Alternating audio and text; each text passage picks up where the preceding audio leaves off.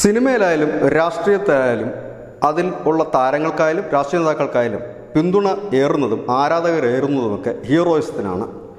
അവരിൽ നിന്ന്, അതായത് താരങ്ങളിൽ നിന്നായാലും രാഷ്ട്രീയ നേതാക്കളിൽ നിന്നായാലും അവരുടെ ആരാധകർ പ്രതീക്ഷിക്കുന്ന മിനിമം ചില കാര്യങ്ങളുണ്ട്. അത് സംഭവിക്കാതെ വരുമ്പോഴാണ് ബോക്സ് ഓഫീസിൽ ചില സൂപ്പർ താരങ്ങൾ തലയും കുത്തി വീഴുന്നത്. രാഷ്ട്രീയത്തിലും ഏതാണ്ട് അങ്ങനെ തന്നെ.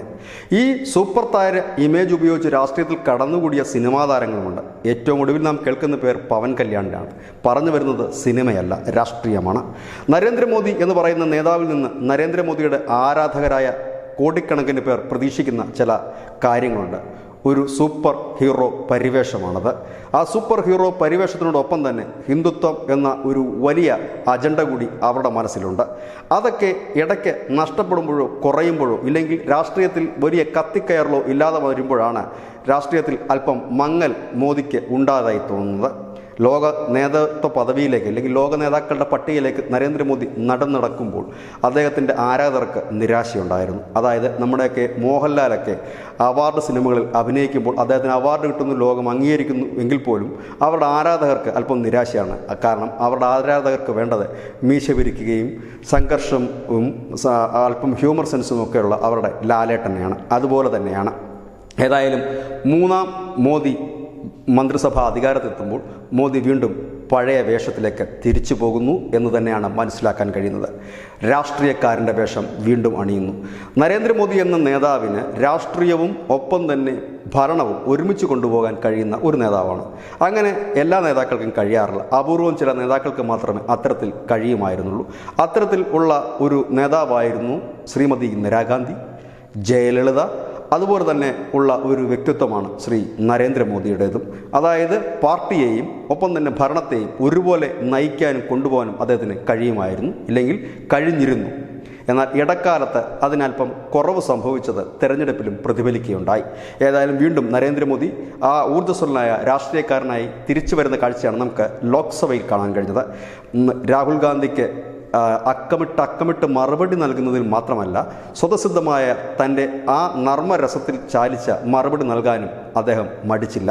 ഏതായാലും രാഹുൽ ഗാന്ധിയുടെ മൂന്നാം വരവിനെക്കുറിച്ച് പ്രധാനമന്ത്രി നരേന്ദ്രമോദി പറഞ്ഞത് രാഹുലിൻ്റെ റീലോഞ്ചിങ് പാളിപ്പോയി എന്നാണ്. പക്ഷേ ഞാൻ പറയുന്നു, രാഹുലിൻ്റെ റീലോഞ്ചിങ് പാളിയിട്ടില്ല. രാഹുൽ ഗാന്ധി ഇപ്പോഴാണ് ശരിക്കും ലോഞ്ചിങ് ആയതെന്ന് പറയാം. പക്ഷേ രാഹുൽ ഗാന്ധിക്ക് ചില അബദ്ധങ്ങളുണ്ട്.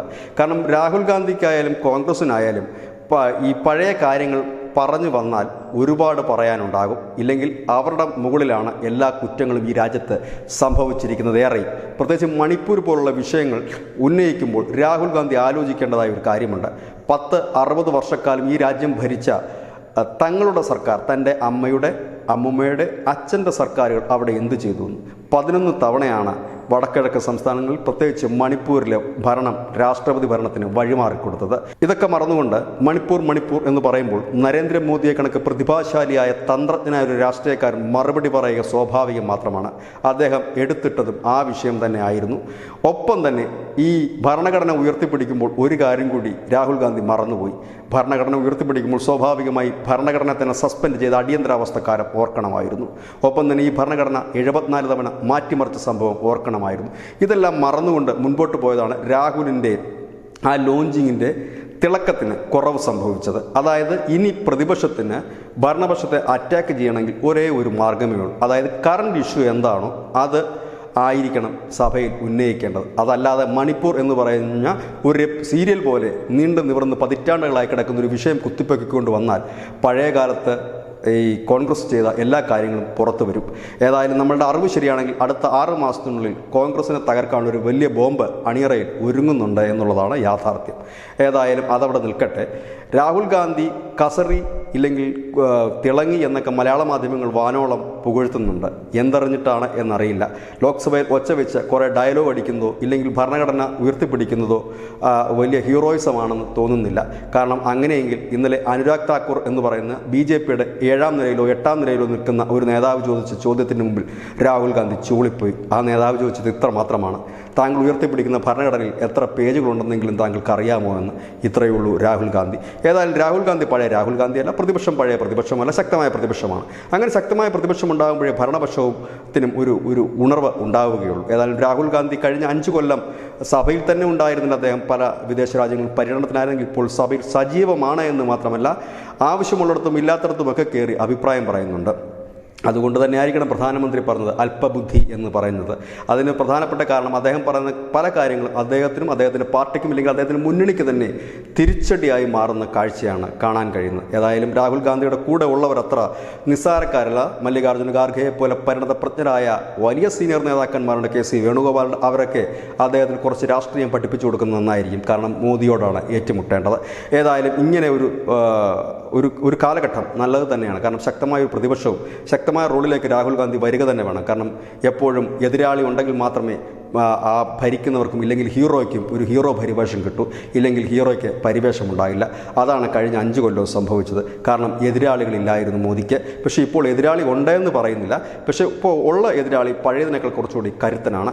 അതുമാത്രമല്ല അണിയറയിൽ ഒരുപാട് കാര്യങ്ങൾ പ്രതിപക്ഷം കോപ്പ് കൂട്ടുന്നുമുണ്ട്. പലതരം സമരങ്ങൾക്ക് അവർ ഒരുങ്ങുന്നുണ്ട്. ഒപ്പം തന്നെ ചെറുതും വലുതുമായ അനവധി വിഷയങ്ങൾ അവർ ഉയർത്തി കാണിക്കുന്നുമുണ്ട്. പക്ഷേ രാഹുൽ ഗാന്ധിക്ക് തിളങ്ങാൻ പറ്റുന്ന ഒരു നല്ല വിഷയം ഈ ലോക്സഭയിൽ കാലയളവിൽ ഉണ്ടായിരുന്നു. പക്ഷേ അത് വേണ്ട രീതിയിൽ ഉപയോഗിക്കാൻ പ്രതിപക്ഷത്തിനും രാഹുൽ ഗാന്ധിക്കും കഴിഞ്ഞില്ല. അതിലൊന്ന് നീറ്റായിരുന്നു. അതൊരു കറണ്ട് ഇഷ്യൂ ആണ്. ആ ഇഷ്യൂവിൽ അധികം പിടിച്ച് മുൻപോട്ട് പോകാൻ രാഹുലിന് കഴിഞ്ഞില്ല. പകരം മണിപ്പൂർ എന്ന വിഷയം ഇളക്കിവിടാനും ഹിന്ദുക്കൾക്കെതിരെ തിരിയാനുമാണ് രാഹുൽ ആ സമയം ചെലവഴിച്ചത്. അത് രാഹുലിന് ബൂമറാങ്ങായി മാറുകയും ചെയ്തു. ഏതായാലും 3ാം വരവിൽ മോദിയുടെ ആരാധകർക്ക് ഹരം പകരുന്ന രീതിയിൽ ഇല്ലെങ്കിൽ അവരുടെ പ്രതീക്ഷയ്ക്ക് നിറം പകരുന്ന രീതിയിൽ വീണ്ടും സജീവമായി രാഷ്ട്രീയത്തിലൂടെ തന്നെ തിരിച്ചെത്തിയിരിക്കുന്നു. ഒപ്പം തന്നെ രാഹുലിൻ്റെ റീലോഞ്ച് അത്ര പരാജയമെന്ന് പറയാൻ കഴിയില്ല. രാഹുൽ തുടങ്ങിയിട്ടേ ഉള്ളൂ. ഇത് എത്ര നാൾ ഉണ്ടാകുമെന്നറിയില്ല. അദ്ദേഹം ഇന്ത്യയിൽ തന്നെ തുടരുകയാണ് എങ്കിൽ ഇല്ലെങ്കിൽ അദ്ദേഹം സജീവമായി തന്നെ രാഷ്ട്രീയത്തിൽ ഉണ്ടെങ്കിൽ നമുക്ക് എരിവും പുളിയുമുള്ള അനവധി വാർത്തകൾ ഇനിയും കേൾക്കാൻ കഴിയും. ഇത് തന്നെയാണ് ന്യൂസ് നമ്പർ ഇന്നത്തെ പോയിന്റ്. നന്ദി, നമസ്കാരം.